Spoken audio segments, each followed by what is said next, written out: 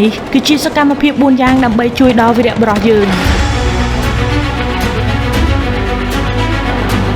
ទី1ខ្លាចជាអ្នកការពារព័ត៌មានយើងសូមបងប្អូនមេត្តាឈប់ share ឬក៏ទៅផុសបន្តទៅលើរូបភាពឬក៏លីនដ្ឋានដែលគាត់ថតបង្ហាញផុសនៅក្នុងប្រព័ន្ធ social media ឬក៏ TikTok Facebook បងប្អូនសូមធ្វើជាទាហាន Digital ដែលមានទំនួលខុសត្រូវរក្សាការសម្ងាត់ជនជាតិធ្វើជាទាហាន Digital ដែលមានទំនួលខុសត្រូវរក្សាការសម្ងាត់ឲ្យកងទ័ពហាម share រូបភាពទីតាំងចលនាទ័ពឬយុទ្ធសាស្ត្រការពារជាតិរបស់យើងកុំឲ្យការលះបង់របស់ពួកគាត់ត្រូវមកជួបគ្រោះថ្នាក់ដោយសារតែម្រាមដៃរបស់យើងបើស្រឡាញ់ជាតិត្រូវចេះរក្សាការសម្ងាត់ឲ្យជាតិទី2ការផ្ដល់ឈាមនិងកម្លាំងសាមគ្គីបរិច្ចាគឈាមដើម្បីជីវិតវីរបុរសឈាមមួយផ្លោករបស់បងប្អូនគឺជាជីវិតទី2សម្រាប់បងប្អូនកងទ័ពដែលកំពុងលះបង់សាច់ស្រស់ឈាមស្រស់បាំងគ្រាប់ជំនួសយើងបើមានស្បៀងជួយស្បៀងបើមានថវិកាជួយថវិកាទោះតិចឬច្រើនវាជាកម្លាំងចិត្តដែលប្រាប់អ្នកជួបមុខថាពួកគាត់មិននៅឈរម្នាក់ឯងឡើយទី3សាមគ្គីភាពជួរក្រោយគម្រុញច្រានបងប្អូនខ្លួនឯងបើមានជនភៀសខ្លួនមកដល់តំបន់យើងសូមទទួលយកពួកគាត់ដោយក្តីមេត្តាការចែករំលែកអាហារជំរកក្នុងគ្រានេះមានតម្លៃជាងមាសប្រាក់ទៅទៀតចងចាំថា